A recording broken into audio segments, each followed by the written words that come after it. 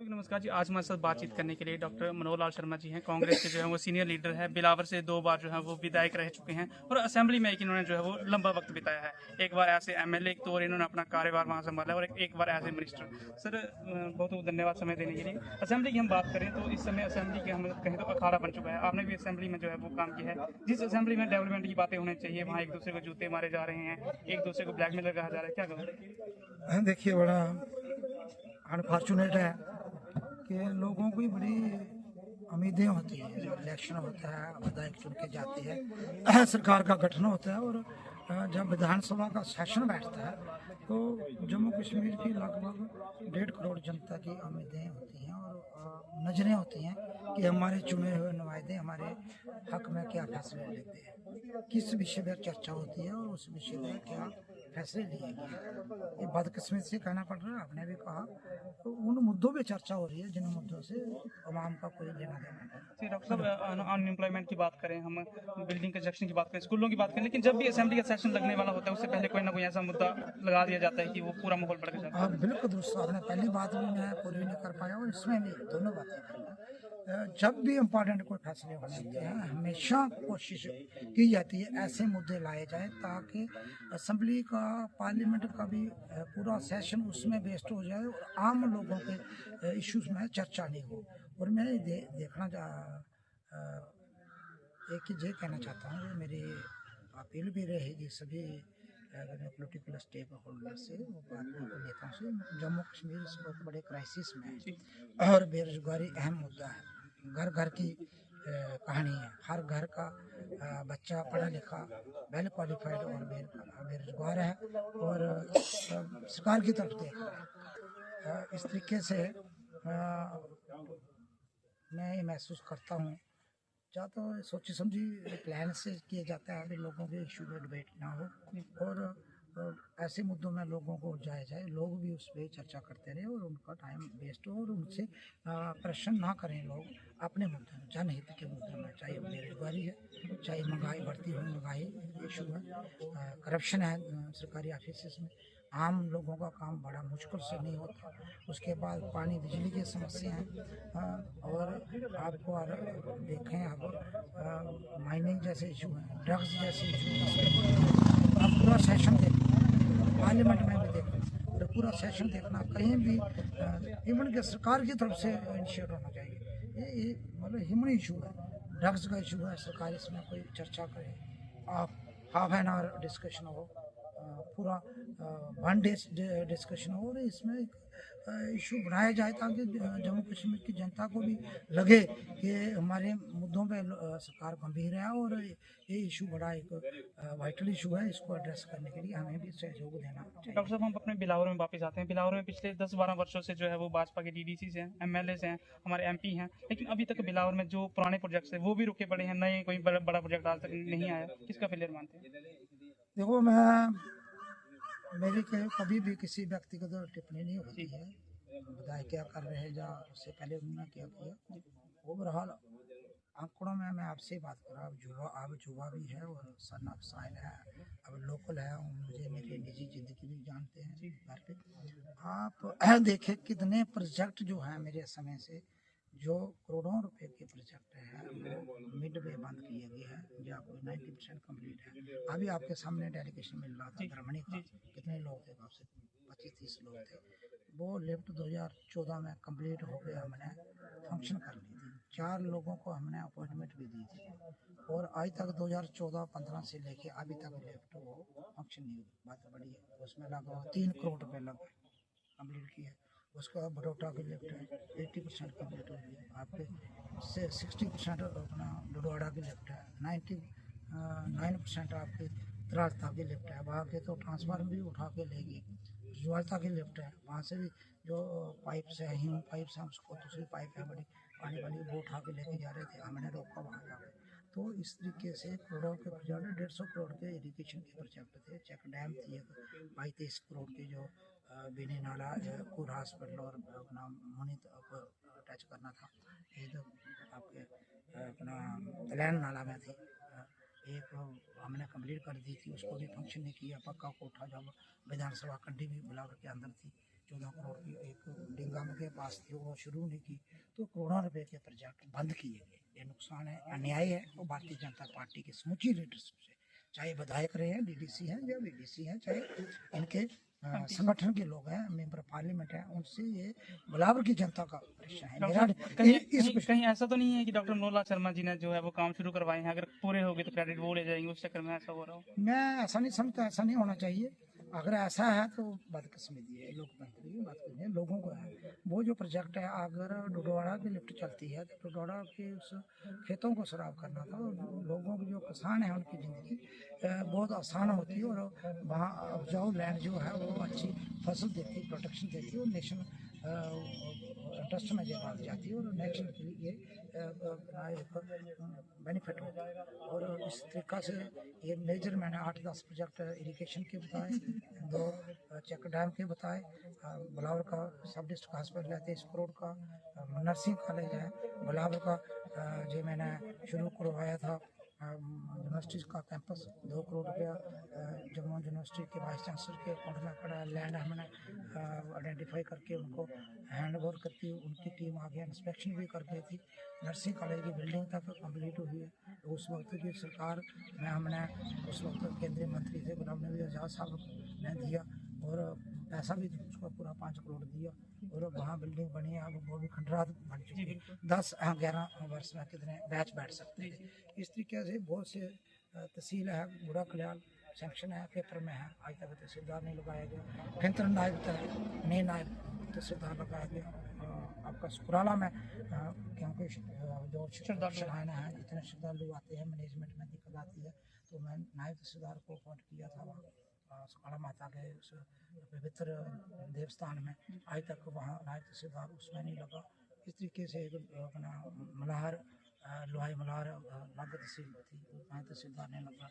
एक डुगन था बनी में, वहाँ तहसीलदार ने लगा। बनोटी तहसील थी, उसमें तहसीलदार ने लगा। इसलिए बहुत से प्रोजेक्ट जो है इन्होंने लोग ऐसे ही हाई सेकेंडरी स्कूल था गढ़ मालती में, उसको फंक्शन नहीं करवाया। गलक हाई सेकेंडरी स्कूल था, आपका उच्चापिंड हाई सेकेंडरी स्कूल था, आपका सयाना हाई सेकेंडरी स्कूल था, इतने क्लास नहीं बैठी। आपका हाई स्कूल थे थोड़ा कलाड़ में, नहीं क्लास बैठाई। ऐसे बहुत से और हाई स्कूल थे जो हमने अपग्रेड किए थे।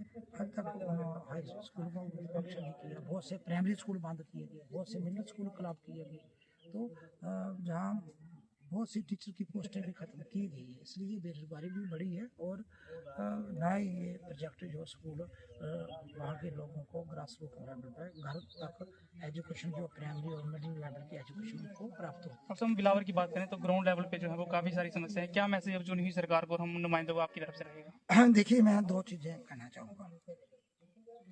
जहाँ ये सरकार अच्छा कदम उठाएगी, हमें अप्रिशिएट करेंगे। मुझे मेरी नज़र में नहीं, बिलावर की जनता की नज़र में, उनके रूह से और उनकी नज़र से मैं देखता हूँ, तो मुझे एक भी ऐसा प्रोजेक्ट जो है पिछले 12 वर्ष में, चाहे जहाँ के सांसद मिनिस्टर हैं, चाहे विधायक डिप्टी चीफ मिनिस्टर रहे, स्पीकर रहे, चाहे आज विधायक है, चाहे बीडीसी डीडीसी रहे, कोई भी बड़ा प्रोजेक्ट जहाँ ग्राउंड में आया नहीं और ना उसको ग्राउंड में तब्दील किया गया।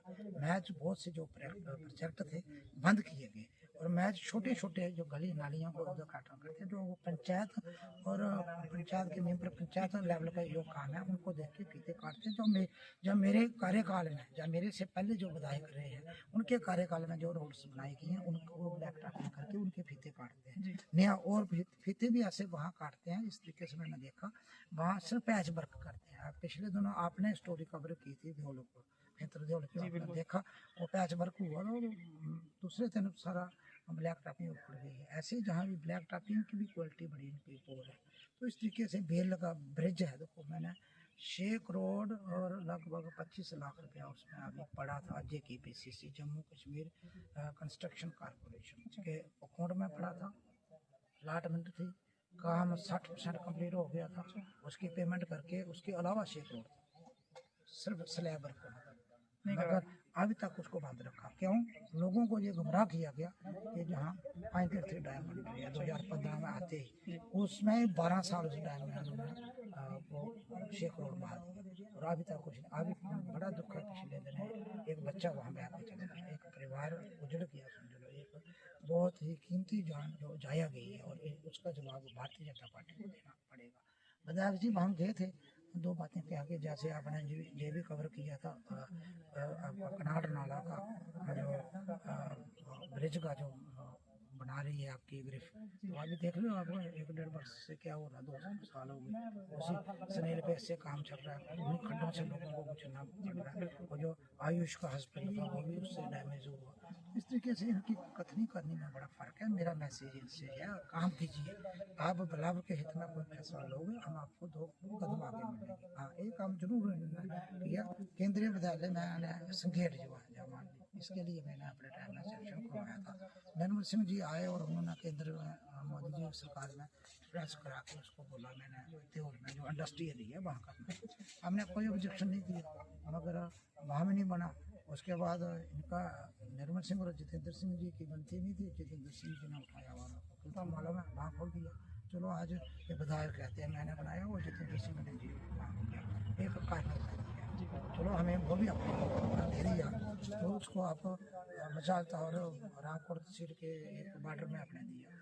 आप बलावर का इतना एरिया है, केंद्र में बहुत जरूरी है, आपने नहीं रखा, वो क्यों नहीं रखा? मुझे तो लगता है ये अपने प्राइवेट जो व्यवसाय चल रहे हैं उन स्कूलों को प्रमोट करना चाहते हैं, जो जहाँ से इनको पैसा फंडिंग आती है उनको प्रमोट करना चाहते हैं, और केंद्रीय विद्यालय जहाँ हुआ बलावर के लोग बड़े जीनियस है, और पढ़ाई हमारा मेन जो फोकस है हमारे बिना बच्चों का, हमारा भी और हमारे अगले बच्चा उसकी नेक्स्ट अगर जनरेशन उनका फोकस एजुकेशन ही है, तो अच्छी एजुकेशन जहाँ मिलेगी बच्चे आगे बढ़ेंगे और देश और स्टेट के लिए काम करेंगे। कितने अफसर हमने दिए हैं, कितने doctor engineer IAS KS officer हमें प्रोफेसर दिए हैं, साइंटिस्ट बलावर से पैदा हुए, कितने अच्छे टेक्नोक्रेट्स हमने दिए हैं, अच्छे इंटेलेक्चुअल लोग दिए हैं, मगर इसी वजह से दे भी है उस वक्त जो सरकारी स्कूलों में एजुकेशन का एक स्टैंडर्ड था, आपने उसको तो ढील कर दिया, आपने टीचर नहीं है, आपने स्कूल खाली है सरकारी, और सिर्फ फीते खाटने से बात नहीं बननी है, काम करना पड़ेगा प्रैक्टिकली। मेरी इस सरकार से ये सुझाव रहेगा, आप एजुकेशन को स्ट्रेंथन करिए। हेल्थ आपका बिल्कुल कलेप्स हो गया, तो मेरे समय में बलावर हॉस्पिटल को 30 बेड से हमने 100 बेड का करा के और 23 करोड़ का टेंडर करा के मैंने फाउंडेशन डाल के काम शुरू किया। अब 12 साल में कंप्लीट नहीं हुआ, क्या इसका जवाब कौन देगा? अब इस खजाने की चाबी इनके पास है, पैसा भी सेंक्शन है गवर्नमेंट ऑफ इंडिया का, 100% ministry of health government of India का, अभी तक वो कंप्लीट नहीं हुआ। उसके बाद भी अब आप कहते हैं 2-3-4 हमने प्राइमरी हेल्थ सेंटर बनाए थे, नगरोटा गुजर हुआ, मांडली है आपका, ये इसमें पलन में है, इस तरीके बगड़ में साथर में था, कुछ नहीं उसका ससुराल में था, कुछ नहीं हुआ। कुछ प्राइमरी हेल्थ सेंटर मैं अपने टाइम में बिल्डिंगें कंप्लीट कर दिया था, वो का मेरे टाइम में कंप्लीट हो गया, उच्च मंडी की कंप्लीट हो गई है, और गोडू फ्लाट तो मेरे विधानसभा ने बने में आता हुआ वो भी हमारी सरकार के टाइम में कंप्लीट हुई है। डॉक्टर एक एम्बुलेंस होती थी और 2 एम्बुलेंस रामपुर थी, 4 बलावर में थी, आज एक भी नहीं। आप देखो जब पेशेंट रेफर है कहाँ, सरकार है कहाँ? बड़ी बड़ी बातें हैं केंद्र के बीजेपी की लीडरशिप कहती है, जहाँ आते हैं रोज प्रोग्राम क्या प्रोग्राम करते हैं, लोगों से भी कहता हूँ आप भी अपने मन को खोल के देश के हित में देखिए कि जनता सुरक्षित होगी तो बच्चों को अच्छी एजुकेशन मिलेगी, अच्छी पानी मिलेगा, अच्छी सेहत मिलेगी, तो देश आगे बढ़ेगा, उससे इंडिया बढ़ेगा। मोदी साहब के भाषण से, मनोहर लाल शर्मा के भाषण से देश आगे नहीं बढ़ेगा, या कांग्रेस या बीजेपी या किसी नेता के भाषण से देश प्रैक्टिकली आपको इन्वेस्ट करना होगा। देश की जो नेट कैपिटल है, जो फ्यूचर है देश का, उसको सुरक्षित रखना, उसको अच्छी दिशा देना, अच्छी तरीके से हम तराशें, और ताकि वो अच्छे शहरी बन के अलग अलग शोबों में जाके देश का नाम रोशन करें, अपना परिवार का बलावर का नाम रोशन, उस दिशा में तो काम हो नहीं रहा। और इस तरीके से कैसे सोच देखो, कटरा का कॉलेज बंद कराने के लिए काम किया, कोई यूनिवर्सिटी अपने लाई, कोई मेडिकल कॉलेज लाया, जो रोज बताते हैं ये तो कांग्रेस की सरकार ने, उस वक्त गुलाम नबी आजाद हेल्थ मिनिस्टर थे, उस वक्त ये 5 मेडिकल कॉलेज आपने क्या लाया मुझे बताओ, कोई चीज बताओ नहीं है, उनके फीते 10-10 बार काटते हैं, और फिर लोग भी इनके तालियां जो बजाते हैं। मैं उनसे भी पूछना चाहता हूँ, अंधभक्ति का भी एक सीमा होती है, अंधभक्ति इसी में इतनी आगे बढ़ रही है और ऊपर से कभी इशू आप यूजीसी का लेके आते हैं, कभी इशू आप national law university. National law university के ले जाते हैं। अब क्यों नहीं दो यूनिवर्सिटी देते? हमारे टाइम में यूनिवर्सिटी केंद्रीय सेंट्रल यूनिवर्सिटी बनी है, जम्मू में बनी, कश्मीर में कोई इशू नहीं था। आज क्यों नहीं दो लॉ यूनिवर्सिटी जम्मू में और कश्मीर में दो? क्या इशू क्या है? मुझे बड़े लोगों ने पूछा, पत्रकार भी, मीडिया जम्मू में, इसमें क्या बोलना?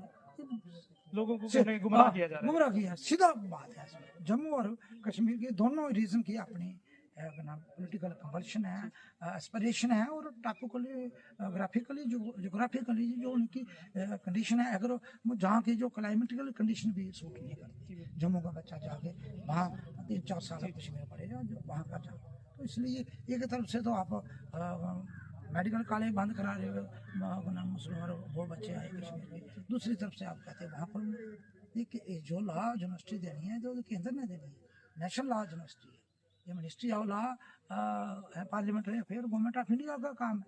आप बताइए, दो दे दीजिए ना। नेशनल कॉन्फ्रेंस कैसा काम करती है? वो नहीं, अभी मैं इस पर पता नहीं बहुत क्या कहते हैं, मगर उनके पास उतनी अथॉरिटी नहीं है, ये आप ही मानते हैं, मैं ठीक है।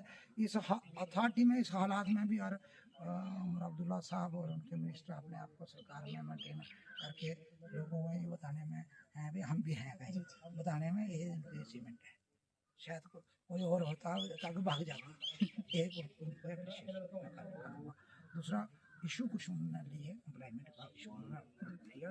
टीचर की पोस्ट जो इन्होंने फ्रीज की थी, उन्होंने 50% फ्रीज की, हालांकि 100% होनी चाहिए, वो स्टेप उन्होंने लिए। कुछ काम उन्होंने किए हैं, मगर बिजली में जो मीटर वाला काम उन्होंने जो कहा था उसमें नहीं, उसमें एलजी साहब हो या केंद्र सरकार के, उसमें आगे जब उनकी अथॉरिटी नहीं है, कोई ना कोई कारण होगा, वो बेहतर वही बता सकते हैं, मगर लोगों को उम्मीदें बहुत है, उस उम्मीदों में खराब उतरेंगे तो तभी उसमें कह सकते हैं। प्रयास उनकी तरफ से हैं, बातें जो हो रही हैं उसमें लगता है लोग वो कुछ करना चाहते हैं, लगता है करना, कितने हद तक आप कर पाते हैं जो उनको कर देते हैं। मगर मैं ये कहना चाहता हूँ, नेशनल कॉन्फ्रेंस हो, चाहे उमर अब्दुल्ला साहब हो, चाहे कोई हो, जो भी जम्मू कश्मीर की सरकार है, हम चाहेंगे वो सरकार लोगों के हित में काम करे, हम उसको पूरा समर्थन, वो घबराए नहीं, डरे नहीं किसी एलजी और केंद्र सरकार से। जम्मू कश्मीर की जनता उनके साथ है, हम उनके साथ हैं, और जहाँ के 24-25 हज़ार लोगों ने वोट दिया, हम चाहते हैं कि जम्मू कश्मीर सरकार फंक्शन करे, लोगों के इंटरेस्ट में काम करे, जम्मू का इंटरेस्ट देखे, कश्मीर का भी देखे, और बैलेंस करके चले, सबको एक नज़र से देखे, और जहाँ के मेन मुद्दे हैं उनको एड्रेस करें।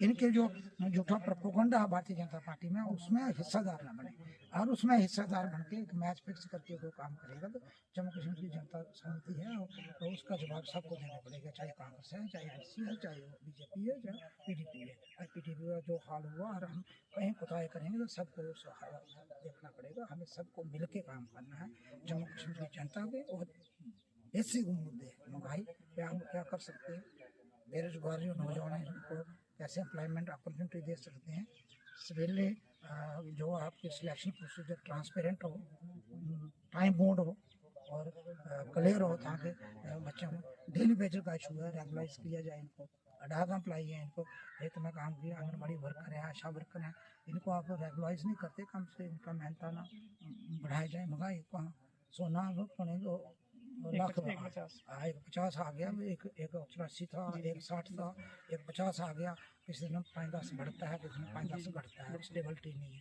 डॉलर आपका 92 और 94 के बीच ही फ्लक्चुएट कर रहा है। तो इस तरीके से हर जगह की चुनौती है, सब देखते हुए स्टेट गवर्नमेंट का इशू नहीं है डॉलर इसमें कर्ज, पर स्टेट के हित में जो इशू है वो फैसला ले, हम उनके साथ हैं, उनको पूरा समर्थन करेंगे, और जो लोगों के हित में फैसला। और इस प्रोपेगेंडा में ये सरकार फंसी रहेगी, जो बीजेपी एक वहाँ से मैसेज देगी जम्मू कश्मीर की पूरे देश की जनता को गुमराह करके और किसी और ट्रैक में लेना चाहती है, उस ट्रैक में हम नहीं चलेंगे, उसके खिलाफ लड़ते रहेंगे। हम चाहते हैं जहाँ अमन रहे, शांति रहे, भाईचारा मजबूत हो, सदियों से जहाँ हिंदू मुस्लिम सिख ईसाई हम चाहे किसी धर्म जात बरादरी से कास्ट से तलक रहते हैं, आप भाई भाई की तरह रहते रहे, और इस तरीके से इसको हमने मजबूत करना। ताकि हम आगे बढ़ें और जम्मू कश्मीर एक खुशहाल बेहतरीन रियासत बने, पूरे देश और दुनिया के लिए एक मिसाल बने। बहुत बहुत धन्यवाद। धन्यवाद।